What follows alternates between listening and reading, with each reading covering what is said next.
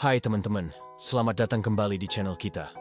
Apakah persepuluhan masih berlaku di zaman sekarang? Ini pertanyaan yang sering banget ditanya, terutama oleh generasi muda. Ada yang bilang persepuluhan sudah tidak relevan lagi. Mari kita bahas dari perspektif Alkitab. Banyak orang beranggapan bahwa persepuluhan cuma untuk zaman perjanjian lama saja. Mereka bilang itu sudah tidak berlaku lagi untuk orang Kristen zaman sekarang. Tapi, tunggu dulu.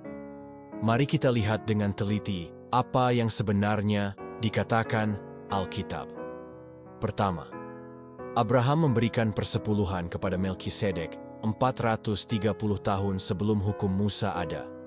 Ini tercatat jelas di Kejadian pasal 14 ayat 20. Ini membuktikan bahwa persepuluhan bukan bagian dari hukum seremonial.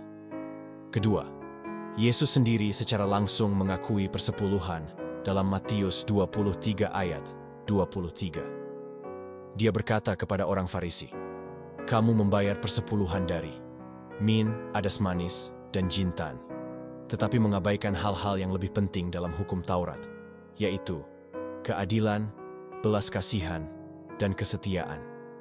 Yang satu harus dilakukan, dan yang lain jangan diabaikan."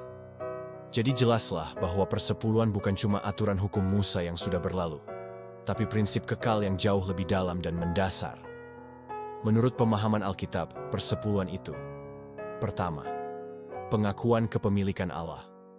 10% pertama dari penghasilan kita bukan sumbangan, tapi milik Allah.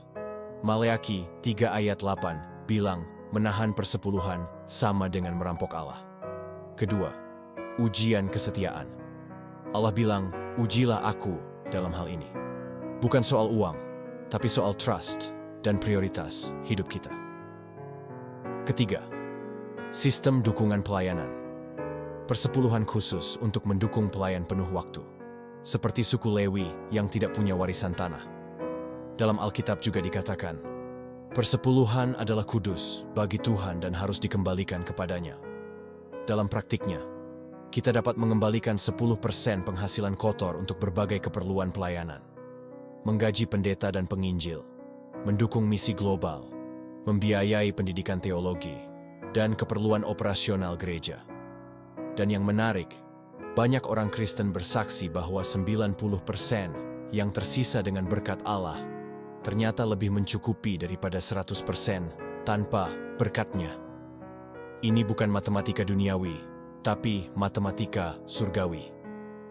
Jadi kesimpulannya, persepuluhan bukan soal legalistik atau aturan yang memberatkan, tapi soal hubungan pribadi dengan Allah dan kepercayaan penuh pada providensinya.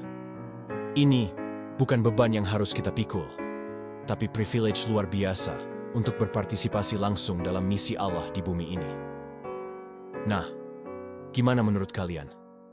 Apakah kalian punya pengalaman menarik tentang persepuluhan? Share pengalaman kalian di kolom komentar ya.